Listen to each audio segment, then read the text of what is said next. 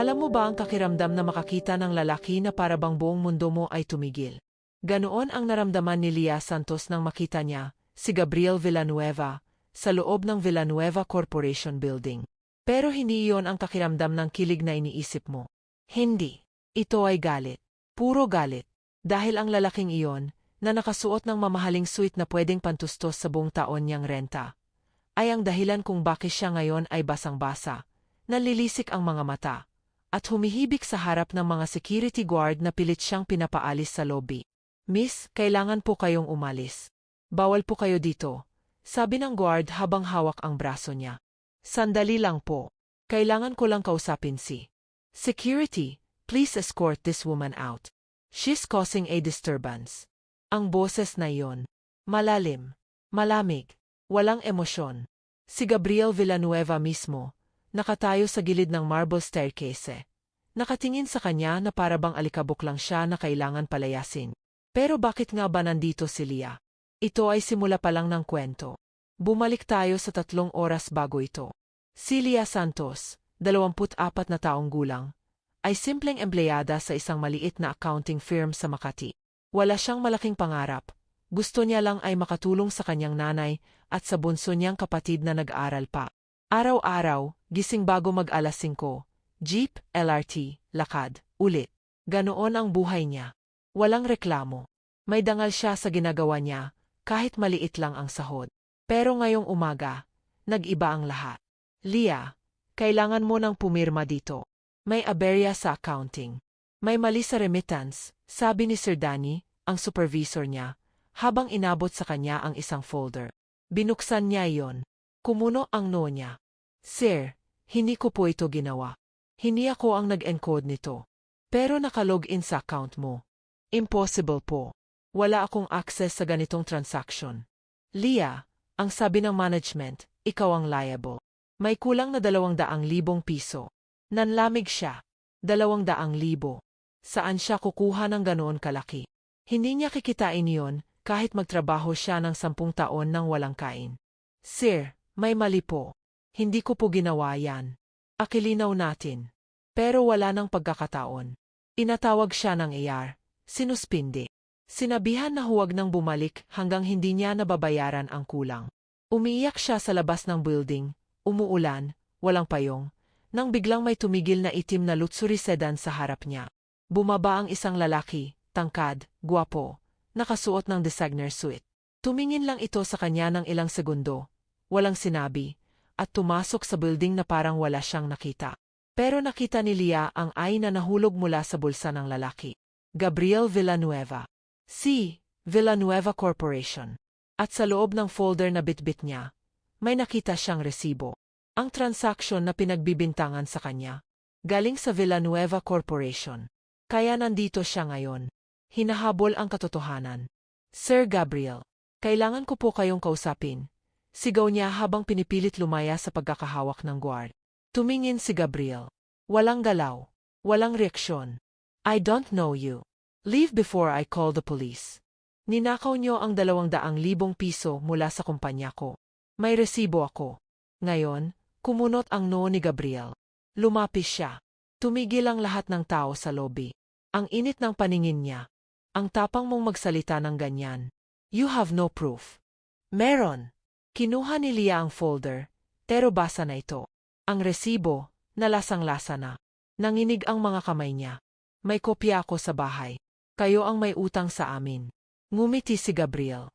Ngunit malamig. "Security, ipadala sa presinto." False accusation. "Hindi. Totoo ang sinasabi ko." Pero hinila na siya palabas, sa ulan, sa kalye. Sumakay siya sa jeep, umiiyak, galit, at nanginginig. Pero habang kauwi siya, may nakita siyang lalaki sa tapat ng apartment nila. Amilyar. Matangkad din, pero mas simple ang pananamit. Naka-hoodie, naka-jeans. Nakangiti. "Lea." Napatigil siya. Ang boses na iyon. Kilala niya. "Marco." Ngumiti ang lalaki. "Ako. Ilang taon na rin tayong hindi nagkita." Marco Reyes. Ang unang lalaking nagmahal sa kanya. Ang childhood friend na umalis papuntang probinsya, kasama ang pamilya nito noong high school pa sila. Hindi niya inasahang makikita niya ito ulit. "Bakit ka nandito?" Anong niya, pero nanghihina na siya. Sobrang pagod. Sobrang sakit ng ulo. Bumalik ako sa Manila. May trabaho ako dito. Pero ikaw, okay ka lang ba? Bakit ka umiiyak? Yumakap si Marco sa kanya. Mainit. Toto. Walang halong pagkunwari. At sa sandaling iyon, naramdaman ni Lia na may taong handang makinig. Kahit sobrang gulo ng buhay niya.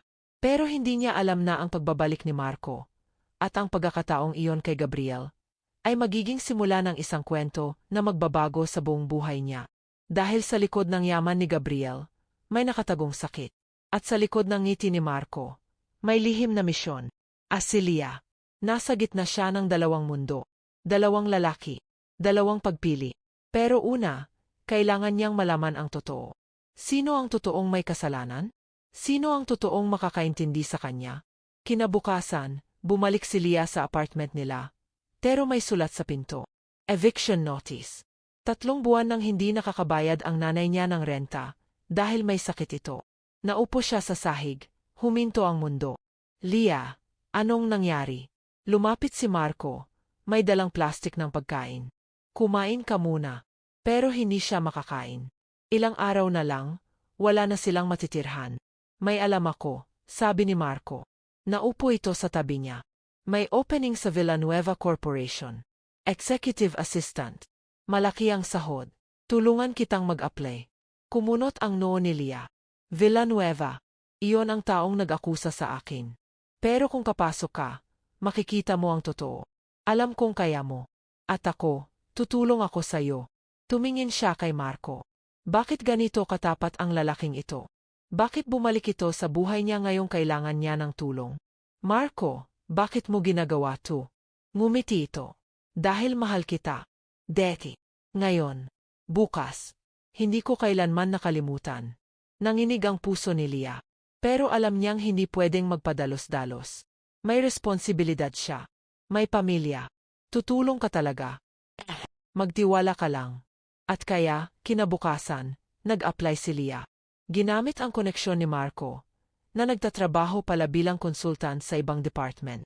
Umasa siya sa interview. Tinanggap bilang assistant ni Gabriel Villanueva. Pero sa first day niya, nagkatinginan sila ni Gabriel sa elevator. Nakilala siya nito. Ikaw, sabi nito, malamig ang tingin. Ang babae na nang akusa. Opo, ako po. Tumayo siya ng tuwid. At nandito po ako para magtrabaho. At para alamin ang totoo. Ngumiti si Gabriel. Pero hindi yon ngiti ng tuwa. Ngiti ng hamon. Then let's see how long you last. At simula noon, naging impyerno ang buhay ni Lia sa opisina. Pero sa bawat pagsubok, mas lumalaki ang determinasyon niya. At sa bawat pagkakataon na nagkikita sila ni Gabriel, may spark. Hindi niya maintindihan. Galit ba? O iba? At si Marco, laging nandoon. Sumusuporta. Nag-alaga. Pero may lihim itong hindi sinasabi. Lihim na konektado rin kay Gabriel. At sa mga susunod na araw, malalaman ni Lia na ang lahat ng nangyayari, ang lahat ng sakit, ay parte ng mas malaking laro. Laro na kontrolado ng isang babae, ang ina ni Gabriel, si Mercedes Villanueva, at ng isa pang babae, si Celeste Arroyo, ang dating fiancé ni Gabriel na gustong bumalik. Pero ang tanong, sino ang tunay na kakampi ni Lia? Sino ang tunay na magmamahal sa kanya? 3 linggo na si Lia sa Villanueva Corporation, at pakiamdam niya, 3 taon na siyang kinakain ng sistema. Walang araw na hindi siya pinapagalitan ni Gabriel. Walang oras na hindi siya pinupuna ng ibang executives. Lalo na ni Celeste Arroyo, ang head ng marketing department, na laging nakadikit kay Gabriel. Lia, mali ang format ng report na ito. Gusto ni Sir Gabriel, bullet points. Hindi paragraph, sabi ni Celeste, habang itinapon ang folder sa desk ni Lia. Nakangiti pa, pero masakit. Baka naman kasi hindi ka talaga qualified dito. Sayang lang ang oras namin sa'yo. Kumagat si Lia ng labi. Gusto niyang sumagot, pero kailangan niyang magtimpi. Kailangan niya ng trabaho. Kailangan niya ng pera para sa nanay niya. Noted po, Ma'am Celeste. Ayusin ko po. Pero paglabas ni Celeste, napahawak si Lia sa mesa. Nanginginig siya. Agod na pagod na. Okay ka lang. Napalingon siya. Si Marco, nakatayo sa pintuan, may dalang kape. Marco, bawal ka rito. Consultant ka lang, hindi ka employee dito sa floor na to. Alam ko. Pero dumaan lang ako. Nag-alala ako sa'yo. Inilapag nito ang kape. Kumain ka na ba? Hindi. Buong umaga, puro trabaho. Wala siyang oras kahit para kumuha ng breakfast sa pantry. Mamaya na. Leah, magkakasakit ka. Halika, lunch tayo. Marco, hindi pwede. May meeting si Sir Gabriel mamaya, kailangan kong. Ano ba talaga ang kailangan mo dito? Biglang naging seryoso ang mukha ni Marco. Bakit ka pa ba nagstay? Inapahirapan ka lang nila. Lalo na ni Gabriel. Napatigil si Leah. Totoo naman. Pero may dahilan siya. Hindi lang pera. Kailangan kong malaman ang totoo, Marco. Yung 200,000 piso. Alam kong galing dito. Alam kong may mali. At kapag napatunayan ko, makakabawi ako. Makakabawi ang pamilya ko. Napabuntong hininga si Marco. Hinawakan ang kamay ni Leah. Alam ko. Pero ayokong makita kang nasasaktan. Kung kailangan mo ng tulong, nandito lang ako. Ngumiti si Leah. Si Marco, ang tanging tao sa mundo na walang hinihinging kapalit. Pero biglang bumukas ang pinto. Pumasok si Gabriel. Tumigil. Nakita ang magka-holding hands na dalawa. Kumunot ang noo nito. MR. Reyes, wala ka dapat dito. Sir Gabriel, dumaan lang po ako. Out. Now. Tumayo si Marco. Pero hindi umatras. Tumingin ng diretso kay Gabriel. Respetuhin niyo naman po ang empleyado ninyo. Hindi po siya robot. Namula ang mukha ni Gabriel. You don't get to tell me how to run MY company. Hindi kayo may-ari ng tao, kahit may pera kayo. Ang tensyon sa pagitan nila, parang kuryente. At si Leah, nasa gitna. Marco, okay lang. Umalis ka na. Magkikita tayo mamaya, sabi ni Leah, mahinahon. Tumingin si Marco sa kanya, bahagya pang nag-alangan, pero tumango na rin. Pero bago lumabas, bumulong. Mag-ingat ka. Nang magsara ang pinto, nanatiling tahimik si Gabriel. Nakatayo lang, nakatingin kay Leah. Ano ang relasyon nyo? Tanong nito. Direkta. Napakuno ang noo ni Leah. Personal po, sir. Kasama mo ba siya sa bahay? Wala po kayong karapatan magtanong. Ako ang employer mo. Lahat ng ginagawa mo, may reflection sa kumpanya ko. Tumayo si Leah. Hinarap niya si Gabriel ng diretso. Kaibigan ko po si Marco. Childhood friend. At sa ngayon, siya lang ang taong handang tumulong sa akin ng walang pagsasamantala. Kumunot ang noo ni Gabriel. Pagsasamantala. You think I'm exploiting you? Hindi ko po sinabi yon. Pero alam niyo po ba ang kakiamdam na trabaho lang ang kailangan mo? Tapos ginagawang personal. Ginagawang competition. Ginagawang laro? Natahimik si Gabriel. Tila may tumama sa kanya. Pero bago pa siya makasagot, bumukas uli ang pinto. Pumasok si Mercedes Villanueva, ang ina ni Gabriel. Matangkad, elegante, nakasuot ng perlas at designer dress. Tumingin kay Leah na parang insekto. Gabriel, sino ito? Mama, siya si Leah Santos, ang bagong assistant ko. Assistant. Lumapit si Mercedes. Sinuri si Leah mula ulo hanggang paa. Kailan pa naging uso ang kumuha ng assistant na mukhang katulong? Kumulo ang dugo ni Leah. Pero hindi siya sumagot. Alam niya kung gaano kaimportante ang respeto sa matatanda. Kahit sobrang sakit. Mama, please. Wala siyang ginawang mali. Ginawa na niyang mali ang pumasok dito. Gabriel, bakit ba kailangan mong kumuha ng ganito? May iba ka namang choices. Si Celeste, halimbawa. Refined. Educated. May breeding. Mama, si Leah ay qualified. Umasa siya sa interview. Interview na dinaya siguro, bulong ni Mercedes, pero rinig ni Leah. Yumuko si Leah. Nanginig ang mga kamay. Gusto niyang umalis. Gusto niyang sumigaw. Pero kailangan niya ng trabaho. Kailangan niya ng pruweba. Emares Villanueva, pasensya na po kung na-disappoint ko kayo. Magtratrabaho po ako ng mabuti. Ipapakita ko po. Hindi mo kailangang magpatunay ng kahit ano, sabi ni Gabriel. Biglaan. Malakas. Napalingon si Leah. Gabriel, ano? Mama, si Leah ay empleyado ko. Hindi ninyo siya pwedeng insultuhin. Kumunot ang noo ni Mercedes. Gabriel, anak. Lumabas na po kayo. May trabaho pa ako. Nangilid ang mga mata ni Mercedes. Hindi dahil sa lungkot. Dahil sa galit. Tumingin kay Lia ng masama. Pag-uusapan natin ito sa bahay, sabi nito kay Gabriel, at lumabas. Nang mawala na si Mercedes, napaupo si Gabriel sa swivel chair. Hinilo ang sentido. Pagod. Parang may mabigat na dalang problema. Nanatiling nakatayo si Lia. Hindi alam kung ano ang dapat sabihin. Bakit mo po ginawa yon? Tanong niya. Ano? Bakit niyo po ako dinepensa? Tumingin si Gabriel.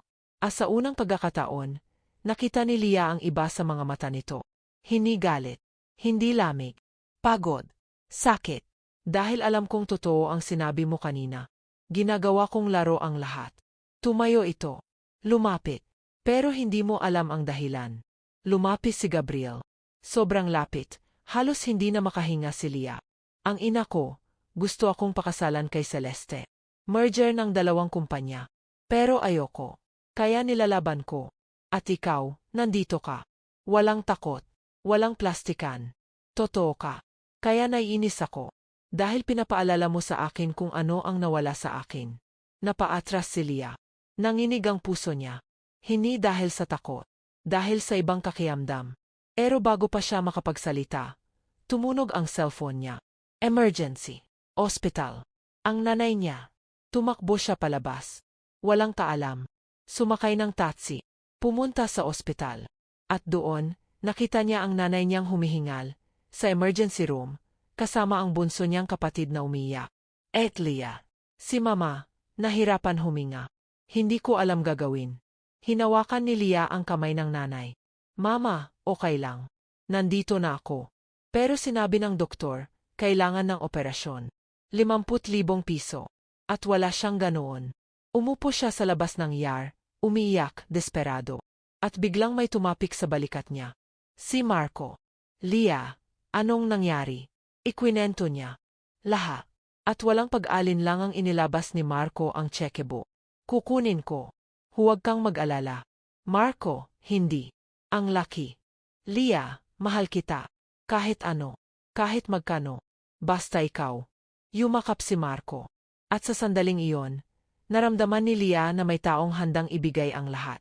Walang kondisyon. Pero kinabukasan, pagbalik niya sa opisina, may nakita siyang sobre sa desk niya. Binuksan niya. Check. 50,000 piso. Galing kay Gabriel Villanueva. At may nota. For your mother. No strings attached. Nanginig ang kamay ni Lia. Bakit? Pero nang lumingon siya, nakita niya si Gabriel sa glass window ng office. Nakatingin sa labas, nakakunot ang no. At alam ni Lia, may lihim na nararamdaman ang lalaking ito. Lihim na ayaw nitong aminin. Pero may isang tanong pa. Paano nalaman ni Gabriel ang tungkol sa nanay niya? At paano nalaman ni Marco agad na nasa ospital siya? May sumusubaybay ba sa kanya? At ang sagot, maririnig niya mamaya. Mula kay Celeste. Sa isang konfrontasyon na magbabago ng lahat. Huminto si Lia sa harap ng glass door ng conference room. Ang boses ni Celeste, mainig mula sa loob. Kasama nito si Mercedes Villanueva. Nagtitinginan, nag-usap ng mababa, pero rinig pa rin. Sigurado ka ba diyan, Celeste? Baka nagsasayang lang tayo ng oras sa babaeng iyon.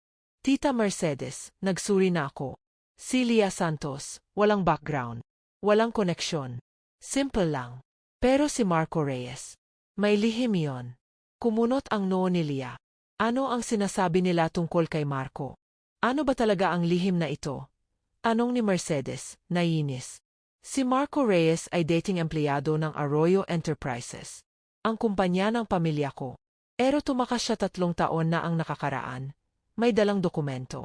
Classified. Tungkol sa merger ng Villanueva Corporation at Arroyo Enterprises. At ngayon, bumalik siya. Kasama si Lia. Coincidence ba yon? Nanlamig si Lia. Hindi totoo. Impossible. Ibig mong sabihin, ginamit ni Marco si Lia para makapasok dito? Tanong ni Mercedes. Exactly. At alam ko, may agenda siya. Gusto niyang sirain ang kumpanya ni Gabriel. Gusto niyang makuha ang lihim na files. Si Lia, ginagamit lang niya. Pero bakit si Gabriel ay nagdonate kay Lia para sa nanay nito? Tumawa si Celeste. Mapait. Dahil gusto ni Gabriel na maging bayani. Gusto niyang ipakita na may puso siya. Pero alam ko ang totoo. Hindi siya marunong magmahal. Hindi siya marunong magtiwala. Kaya babalik siya sa akin. Kailangan niya ng tao na nakakaintindi ng mundo niya. Napaatras si Leah. Nanginginig. Hindi niya alam kung ano ang totoo. Hindi niya alam kung sino ang dapat paniwalaan. Tumakbo siya paalis. Bumaba ng elevator. Lumabas ng building. Naglakad ng mabilis, walang direksyon. At napadad siya sa isang maliit na kaindeya malapit sa Pasig River. Umupo. Umorder ng cat. Pero hindi niya nainom. Tumingin lang sa tubig, sa agos, sa refleksyon ng city lights. Nandito ka pala. Napalingon siya. Si Gabriel. Naka-casual na damit ngayon, button-down shirt, sleeves rolled up, walang tee.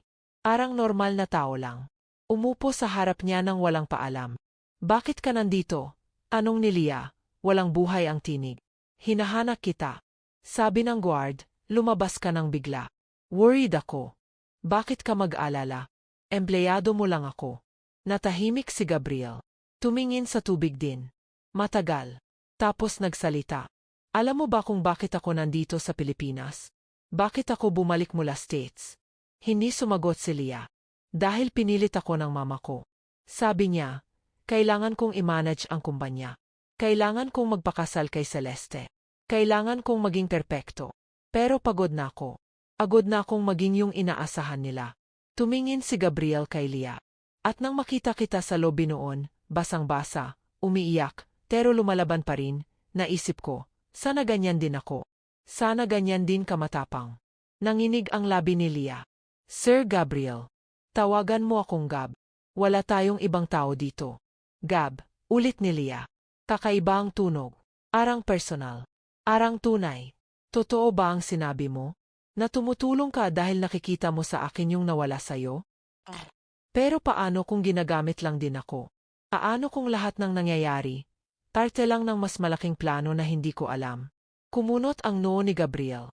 Sinong nagsabi sa'yo niyan? Umiling si Leah. Narinig ko lang. Pero Gab, si Marco. Totoo ba na may lihim siya? Tumango si Gabriel. Mabagal. Alam ko tungkol kay Marco Reyes. Alam kong dating empleyado siya ng Arroyo Enterprises. Alam kong may kinuha siyang dokumento. Pero hindi ko alam kung bakit niya ginawa.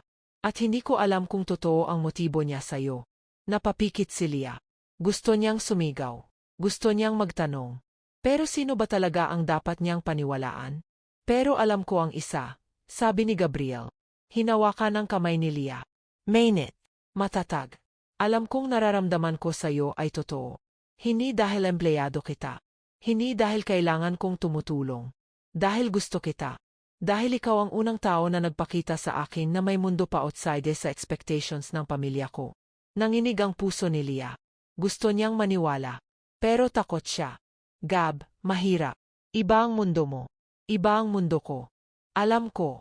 Pero willing akong subukan. At sa sandaling iyon, sa gitna ng kainderya, sa harap ng Pasig River, hinalikan ni Gabriel si Leah. Mahinahon. Dahan-dahan. Arang takot na mawala. At humalik din si Leah. Dahil alam niyang kahit complicated, kahit dangerous, nararamdaman niya rin. Pero maya-maya, may tumunog na cellphone. Kay Leah. Si Marco. Leah, nasaan ka? Kailangan nating mag-usap. Urgent. Himinto si Gabriel. Bumitaw. Tumingin kay Leah. Kailangan mo bang pumunta? Tumango si Leah. Pero babalik ako. Ipagpapatuloy natin ito. Ngumiti si Gabriel. Seg. Mag-ingat. Pero nang lumabas si Leah at sumakay ng taxi, hindi niya alam na may sumusunod na itim na kotse. At ang driver, hired ni Celeste. Nakarating si Leah sa meeting place, isang maliit na cafe sa Quezon City. Nandoon si Marco, nakaupo, seryoso ang mukha. Leah, kailangan kitang balaan. Tungkol saan? Tungkol kay Gabriel Villanueva. Hindi mo siya dapat pagkatiwalaan. Marco, ano ba talaga ang nangyayari? Bakit parang lahat ng tao, may lihim? Huminga ng malalim si Marco. Dahil totoo, may lihim ako. At kailangan mong malaman. Inilabas ni Marco ang isang folder. Binuksan. At nakita ni Leah ang mga dokumento. Contracts. Agreements. At ang pangalan, Villanueva Arroyo Merger Agreement. Ito ang dahilan kung bakit ako bumalik. Ito ang dahilan kung bakit ako nandito. Tumingin si Marco kay Leah. Ang merger na ito, illegal. Peke ang mga pirma. Ginamit ang pera ng government funds para i-finance. At si Gabriel, alam niya lahat. Nanlamig si Leah. Hindi. Impossible. Leah, ito ang totoo. Kaya ako tumakas dati. Kaya ako nandito ngayon. Para ipagsumbong. Para itigil. At kailangan ng ebidensya. Ebidensya na nasa loob ng Villanueva Corporation. At ikaw, nandoon ka. Kaya kita tinulungan.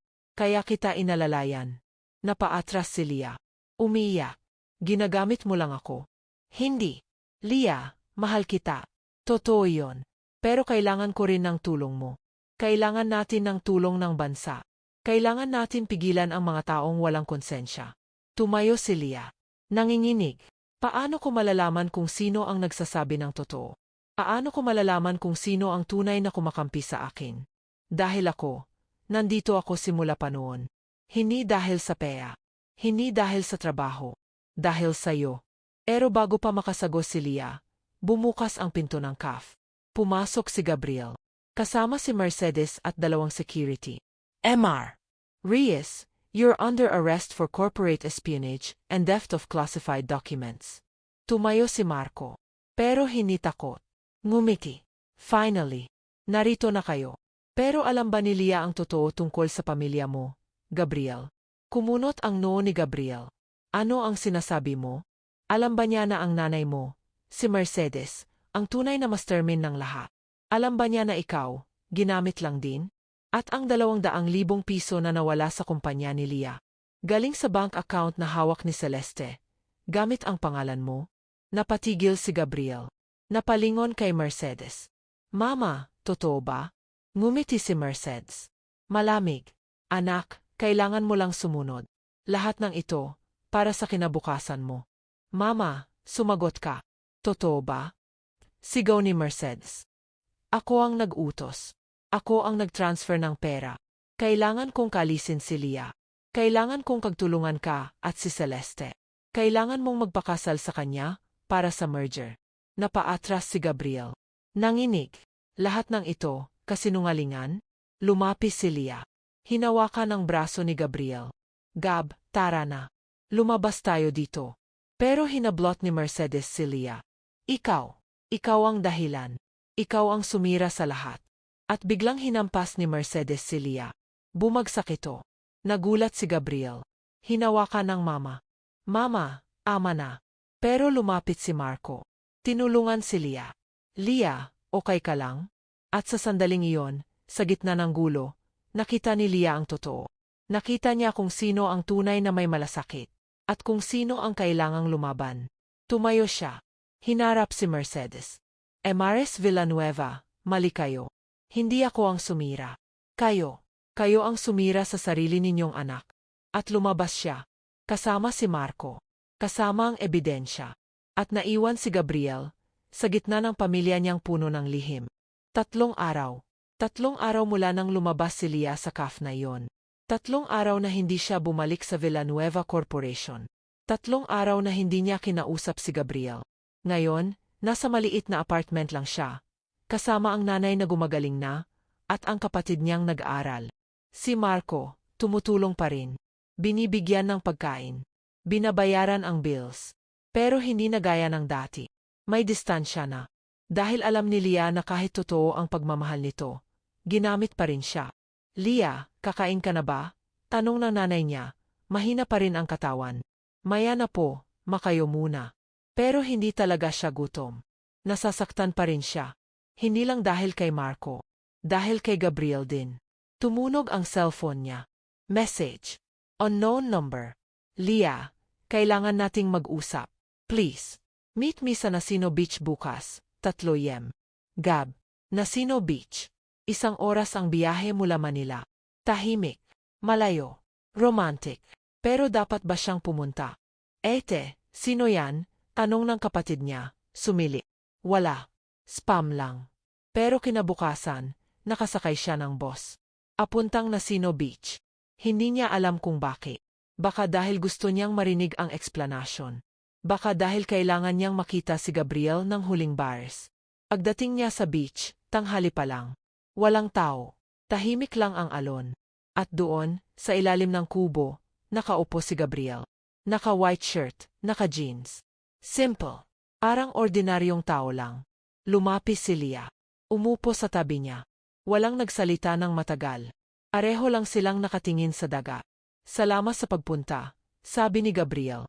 Mahina ang boses. Pagod. Bakit mo ako tinawag dito? Dahil dito lang ako makakahinga. Dito lang ako makakapag-isip ng maayos. Tumango si Leah. Naunawaan niya. Alam mo ba kung ano ang nangyari pagkatapos mong umalis? Tanong ni Gabriel. Hinuli si Mama. Kasama si Celeste. Corporate fraud. Money laundering.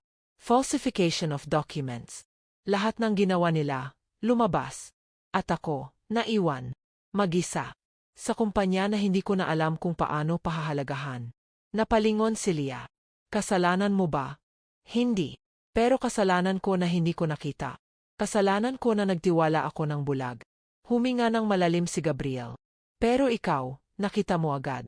Lumalaban ka agad. Kaya nga kita hinangaan. Kaya nga kita. Tumigil siya. Hindi niya natapos. Kaya nga anong ni Leah? Tumingin si Gabriel sa kanya. At sa mga mata nito, nakita ni Leah ang tunay na emosyon. Walang halong plastic. Walang halong takot. Kaya nga kita minahal. Nanginig ang puso ni Leah. Gusto niyang magsalita, pero wala siyang masabi. Alam kong hindi ako perpekto. Alam kong maraming pagkakamali ako. Pero totoo ang nararamdaman ko. At gusto kong subukan. Gusto kong maging tao na karapat-dapat sa'yo. Napaiyak si Leah.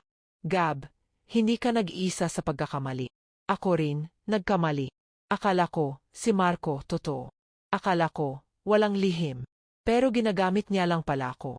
Para sa agenda niya. Pero tama siya sa isang bagay, sabi ni Gabriel. Ang pamilya ko, corrupt. At kailangan kong ayusin. Kailangan kong linisin ang pangalan ng Villanueva. At gusto kong gawin yon, kasama ka. Napatigil si Leah. Kasama ako. Ano? Maging managing partner ka. Hindi empleyado. Hindi assistant. Partner. Tulong tayo sa rebuild ng kumpanya.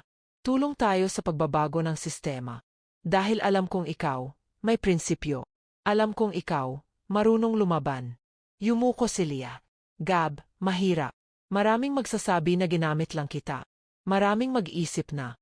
Wala akong pakialam sa sasabihin nila. Hinawakan ni Gabriel ang mukha ni Leah.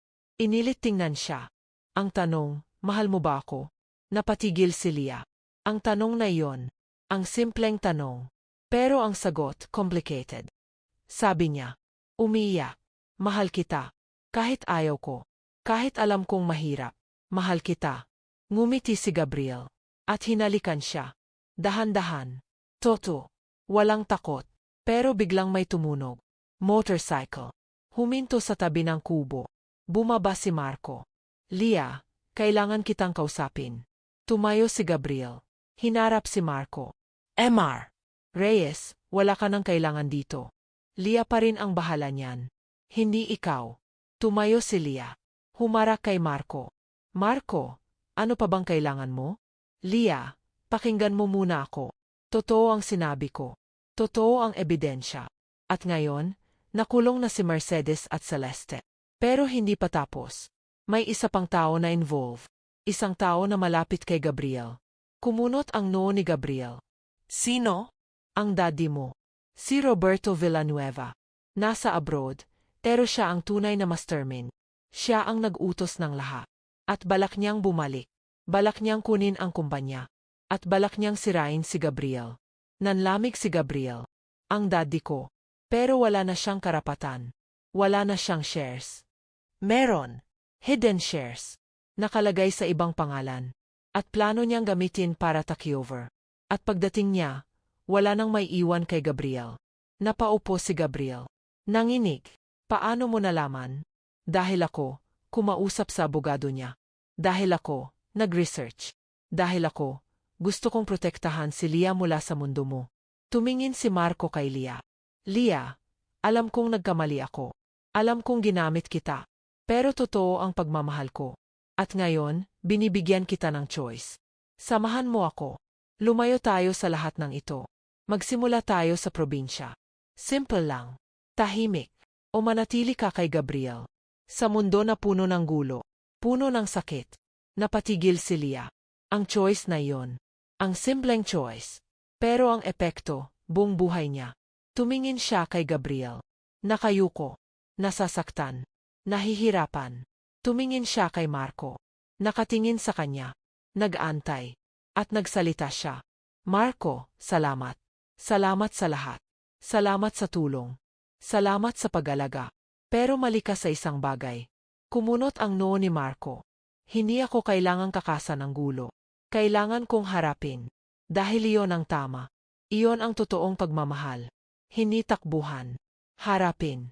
Lumapit si Leah kay Gabriel. Hinawakan ang kamay nito.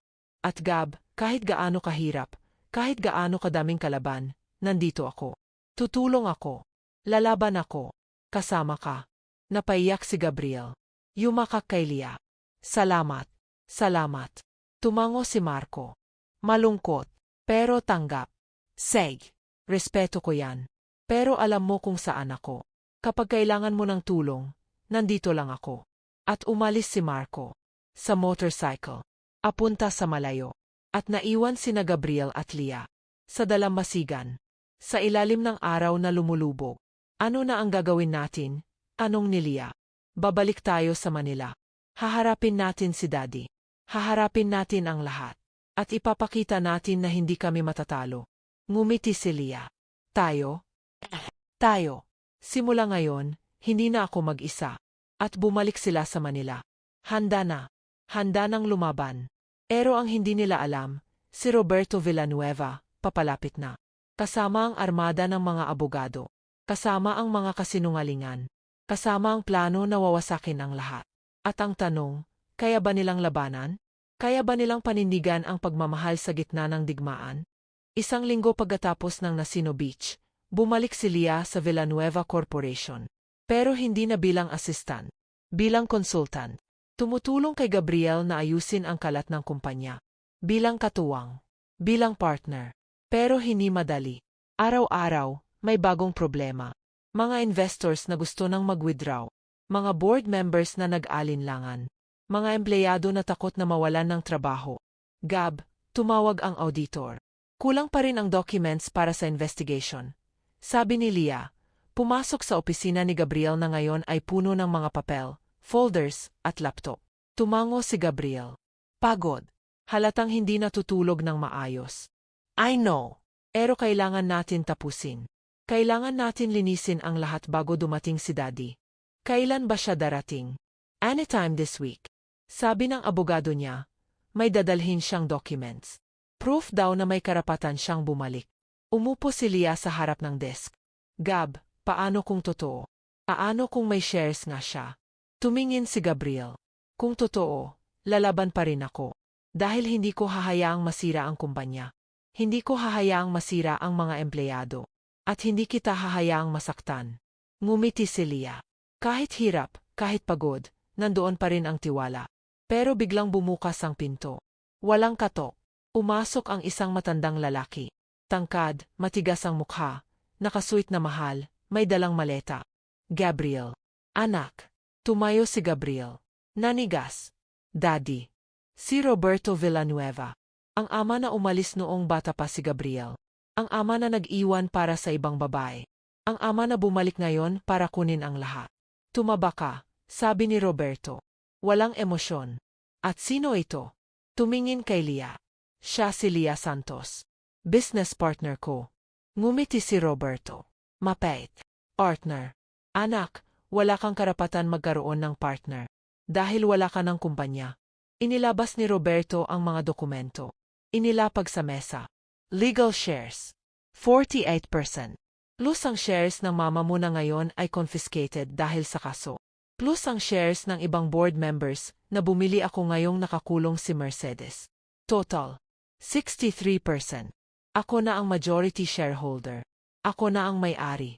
Namutla si Gabriel. Hindi makapaniwala. Paano mo? Madali lang. Pera. Koneksyon. Lakas. Lahat ng wala sa'yo. Lumapis si Leah.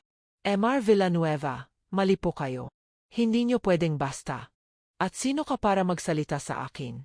Tumingin si Roberto kay Leah. Isa ka lang babaeng galing sa squatter. Walang karapatan dito. Daddy, tama na, sigaw ni Gabriel. Pero tumawa lang si Roberto. Gabriel, anak, matuto kang tumanggap ng katotohanan. Talo ka. Wala kang laban. At ngayon, alis ka. Kasama ang babaeng yan. At ako ang magmamanage. At bubuhay ko ulit ang merger. Bubuhay ko ang plano ng mama mo. Dahil iyon ang tama para sa negosyo. Yumuko si Gabriel. Nanginig. Talo. Pero lumapit si Lia. Hinawakan ang kamay nito. Gab, hindi pa tapos. May paraan pa. Tumingin si Gabriel. Wala na, Lia. Wala na. Meron. Kailangan lang natin hanapin. At sa sandaling iyon, naalala ni Lia ang sinabi ni Marco. May lihim. May ebidensya. At kung si Roberto ay gumamit ng peking dokumento noon, baka gumamit ulit ngayon. Mr. Villanueva, patingin po ng documents, sabi ni Lia. Ngumiti si Roberto. Bakit? Ara sabihing fake. Ara sabihing fake. Wala kayong magiging ebidensya. Lahat legal. Pero kinuha ni Lia ang papel. Sinuri. At nakita niya. Ang signature. Ang notarization. Ang date. Gab, tingnan mo to. Ang date, June 15, 2024. Pero ang notary public na pumirma, namatay na noong April 2024. Fake ang document. Napatigil si Roberto. Kumuno ang no. Impossible. Hindi po. Nandito ang proof. Kinuha ni Lia ang cellphone. Tinawagan ng abogado. Inadala ang screenshot. Attorney, check niyo po ang notary public na ito. Buhay ba siya ngayong June? Ilang minuto. Tumawag uli ang abogado. Lia, confirmed. Atay na ang notary public na yan. Fake ang dokumento. Namutla si Roberto. Umatras. Daddy, umamin ka. Fake ang dokumento mo. Fake ang shares mo. Wala kang karapatan dito. Ngumiti si Roberto. Pero takot na. Kahit peke, mayroon pa akong ibang paraan. Mayroon pa akong. Pero bumukas ang pinto. Umasok ang mga pulis. Kasama si Marco. Mr. Roberto Villanueva, you're under arrest for forgery, fraud, and attempted corporate takeover using falsified documents. Hinuli si Roberto. Inalitan ng posas. At habang dinadalang palabas, tumingin siya kay Gabriel. Anak, bakit mo ginawa to? Ako ang daddy mo. Yumuko si Gabriel. Umiiyak. Dahil tama ang ginawa ko. Dahil mas importante ang katotohanan kaysa dugo. At nilabas na si Roberto. Atungo sa presinto. Atungo sa kulungan. Naiwan sina Gabriel at Lia. Kasama si Marco. Salamat, Marco, sabi ni Gabriel. Inilahad ang kamay. Tinanggap ni Marco. Walang anuman. Pero alam mo, hindi ko ito ginawa para sayo. Ginawa ko para kay Lia. Para sa katotohanan. Ngumiti si Gabriel. Alam ko. Tumingin si Marco kay Lia. Lia, alam kong masaya ka na. Alam kong tama ang desisyon mo. Pero nandito pa rin ako. Kaibigan. Kakampi. Kahit anong mangyari. Lumapis si Lia. Yumakap kay Marco. Salamat, Marco. Para sa lahat. At umalis si Marco. Tahimik. Malungkot, pero tanggap. At naiwan sina Gabriel at Lia. Sa opisina. Sa tahimik. Tapos na ba? Anong ni Lia? Hindi pa, sabi ni Gabriel. May isa pang kailangan gawin. Kinabukasan, tinawag ni Gabriel ang emergency board meeting. Nandoon ang lahat ng investors. Lahat ng board members. Lahat ng stakeholders. Good afternoon, everyone. Ako si Gabriel Villanueva. At ngayon, gusto kong mag-announce ng mga pagbabago. Nagsimula siyang magsalita. Tungkol sa nangyari. Tungkol sa fraud. Tungkol sa plano niyang linisin ang kumpanya. At tungkol sa bagong sistema. Effective immediately, ang Villanueva Corporation ay mag-undergo ng full audit. Lahat ng transactions, transparent. Lahat ng decisions, madadaan sa board approval. At ako, mag-step down bilang C. Nagulat ang lahat. Pero magiging chairman ako. At ang bagong C, si Lia Santos. Mas nagulat ang lahat. Tumingin kay Lia. Tumayo si Lia. Kinabahan. Pero nagsalita. Alam ko, marami kayong tanong. Marami kayong alinlangan. Pero ipapakita ko sa inyo na kaya ko. Ipapakita ko na ang Villanueva Corporation, hindi lang para sa mayayaman. Para rin sa mga taong katulad ko. Mga taong lumalaban. Mga taong may prinsipyo. At nag-applause ang lahat. Hindi dahil kampante sila. Dahil nakita nila ang sinseridad. At simula noon, nagsimula ang pagbabago. Unti-unti. Mahirap. Pero totoo. Pero sa gabi, habang naglalakad sina Gabriel at Leah sa Rosas Boulevard, may huminto na kots. Bumaba ang isang babae. Si Celeste. Gabriel. Leah. Napatigil silang dalawa. Celeste, anong ginagawa mo dito? Hindi ka ba dapat nasa bail? Nilabas ako ng daddy ko. Pero hindi ako nandito para gumulo. Lumapit si Celeste. Nandito ako para humingi ng tawad. Napatigil si Leah. Hindi makapaniwala. Leah, alam kong ginawa kitang kaaway. Alam kong sinubukan kitang sirain. Pero ngayon, na-realize ko. Ikaw ang tunay na deserve ni Gabriel. Ikaw ang tunay na makakatulong sa kanya. At ako, kailangan kong tanggapin yon. Napaiyak si Leah. Yumakap kay Celeste. Salamat. At umalis si Celeste. Tahimik. Pero may peace na sa puso. 6 na buwan lumipas mula nang maging si Leah. 6 na buwan ng pagbabago, pagsubok at tag-asa. Ang Villanueva Corporation, unti-unting bumabangon. Ang mga investors, bumabalik na. Ang mga empleyado, nagtitiwala na ulit. Pero ngayong umaga, iba ang kakiramdam ni Leah. Kinakabahan. Hindi dahil sa trabaho. Dahil sa ibang bagay. Gab, kailangan nating mag-usap. Sabi niya habang papasok sa opisina ni Gabriel na ngayon ay mas simple na, walang masyadong dekorasyon, puro function lang. Napatigil si Gabriel sa pag-type. Tumingin. Okay ka lang? May problema ba sa supplier? Hindi. Personal. Umupo si Gabriel. Binigyan ng atensyon. Ano yon? Huminga ng malalim si Leah. Gab, alam mo ba kung ano ang petsa ngayong? Kumunot ang noo ni Gabriel. Tinignan ang kalendaryo. March 14 na. Bakit? Kailan tayo nag-usap tungkol sa feature natin? Napatigil si Gabriel. Naintindihan. Leah, alam kong matagal na tayong magkasama. Alam kong dapat. Hindi mo kailangan padaliin. Gusto ko lang malaman kung saan tayo patungo. Dahil Gab, hindi lang ako takot sa atin. Takot din ako sa mundo natin. Sa expectations. Sa pressure. Tumayo si Gabriel. Lumapit. Hinawakan ang mga kamay ni Leah. Leah, mahal kita. At alam kong gusto kitang kakasalan. Pero ayoko padaliin. Ayoko gawin ng basta-basta. Gusto kong perfect. Gusto kong karapat-dapat sa'yo. Napaiyak si Leah. Gab, hindi ako kailangan ng perfect. Kailangan ko lang ng totoo. Ngumiti si Gabriel. Seg, antayin mo lang. Soon. Very soon. Pero hindi alam ni Leah na may plano na si Gabriel. Plano na tumutulong si Marco, ang nanay ni Leah, ang kapatid niya, at kahit si Celeste. Kinabukasan, inimbita si Leah ng kapatid niya sa Luneta Park. Sabi nito, may lakad lang. Simple lang. Kaya pumunta si Leah, nakakasual na damit lang, walang make-up, simple lang. Pero pagdating niya, nakita niya ang patway na puno ng kandila, puno ng bulaklak, puno ng mga tao, mga empleyado ng Villanueva Corporation, mga kaibigan niya, ang pamilya niya. At sa dulo, nakatayo si Gabriel. Nakasweet. Ngumingiti. May hawak na maliit na kahon.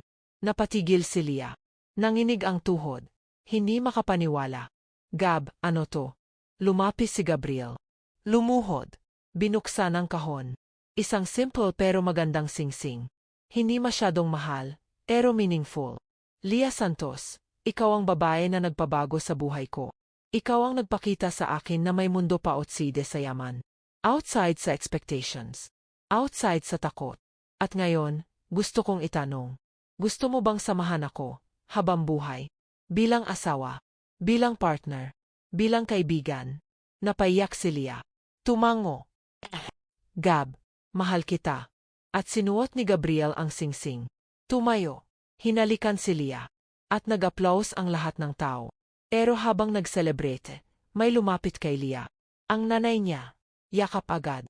Anak, masaya ako para sa'yo. Deserve mo too. Salamat to, ma. At lumapit din si Marco. Ngumiti. Leah, congrats. Swerte ni Gabriel. Salamat, Marco. Para sa lahat. Walang anuman.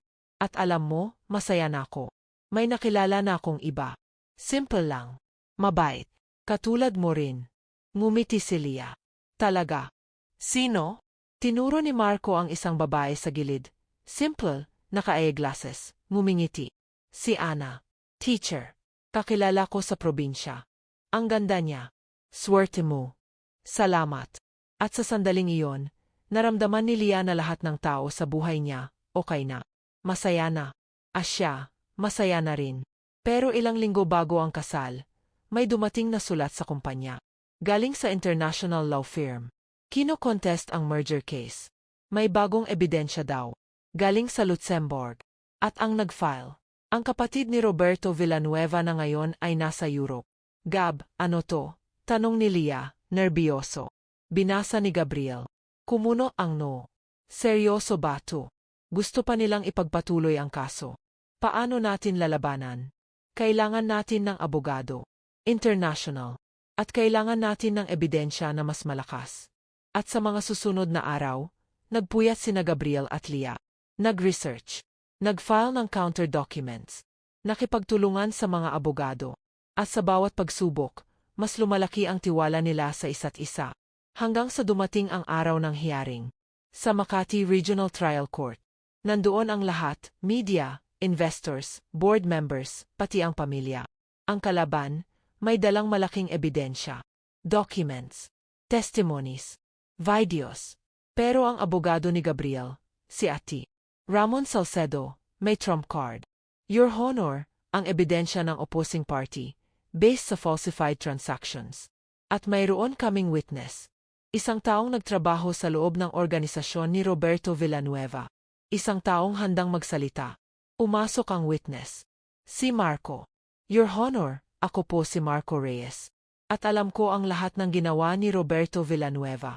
Kasi ako po, isa sa mga taong ginamit niya para i-falsify ang documents. Pero ngayon, handang ako magsalita. Handang ako magbigay ng totoo. At nagsimula siyang mag-testify. Detalyado. Toto. Walang takot. At sa huli, nanalo sina Gabriel at Leah. Ang kaso, dismissed. Ang kapatid ni Roberto, na-deport. At ang Villanueva Corporation, finally, malinis na. Pagkalabas ng court, niyakap ni Leah si Gabriel. Tapos na. Tapos na lahat. Hindi pa, sabi ni Gabriel. Ngumiti. May isa pang importante. Ano? Ang kasal natin.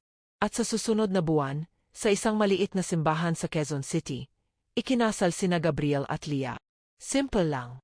Walang masyadong bisita. Amilya lang. Kaibigan lang. Totoo lang. Si Leah, naka-simple white dress. Galing lang sa boutique sa Divisoria. Pero maganda. Dahil masaya siya. Si Gabriel, nakabarong. Galing sa lolo niya. Hindi bago. Pero meaningful. At nang magsalita ang pari, "You may now kiss the bride," hinalikan ni Gabriel si Leah. Matagal. Toto. Walang takot. At nag-celebrate sila sa reception. Sa isang maliit na resto lang sa Antipolo. May lechon. May pansit. May kakanin. Simple lang. Pero masaya. At habang nagsasayaw sina Gabriel at Leah, lumapit ang nanay ni Leah. Anak, proud ako sa'yo. Nakita mo kung ano ang tama. Lumalaban ka. Hindi ka sumuko. Salamat po, makayo ang nag-inspire sa akin. At lumapit din si Marco, kasama si Ana. Leah, Gab, congrats sa inyo. Sana matagal kayong magkasama. Salamat, Marco. Sana kayo rin. Ngumiti si Marco. Naman, matututunan ko rin. At sa gilid, nakaupo si Celeste. Mag-isa. Pero ngumingiti. At lumapit si Leah. Celeste, salamat sa pagpunta. Walang anuman. At Leah, sana patawarin mo ako sa lahat. Matagal ko nang pinatawad. Kasi alam ko, nag-grow ka na rin. Yumakap silang dalawa. Walang galit. Walang inggit. Tanggap lang. Sa bandang huli, nang umuwi na ang lahat, naiwan sina Gabriel at Leah. Sa balkonahe ng resto, nakatingin sa Manila Scaling. Gab, alam mo ba kung ano ang naisip ko ngayon? Tanong ni Leah. Ano? Na kahit gaano kahirap ang buhay, kahit gaano kadaming problema, basta may taong kasama mo, kaya mo. Kaya natin. Ngumiti si Gabriel. Hinalika ng noo ni Leah. Kaya natin. Lagi. At niyakap niya si Leah. Mahigpit. Toto. Walang takot. Dahil alam nilang simula pa lang ito. Simula ng bagong buhay. Bagong kwento. Bagong pagmamahal. At kahit dumating pa ang bagong problema, bagong kalaban, bagong pagsubok, handa sila. Dahil mayroon silang isa't isa. Mayroon silang pamilya. Mayroon silang kag-asa. At iyon ang totoo. Iyon ang pangmatagalan. Iyon ang tunay na pagmamahal. 3 taon lumipas. Nasa Nasino Beach ulit sina Gabriel at Leah. Pero ngayon, may kasama na silang dalawa, isang batang babae, 2 taong gulang, tumatakbo sa buhangin, tumatawa. Sofia.